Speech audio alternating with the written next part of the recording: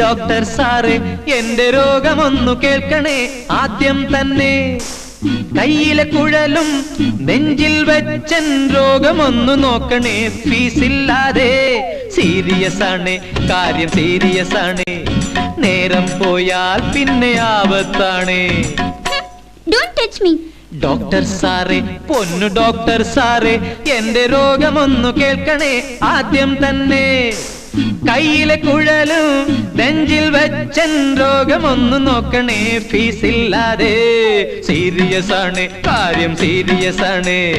നേരം പോയാൽ പിന്നെ ആപത്താണ്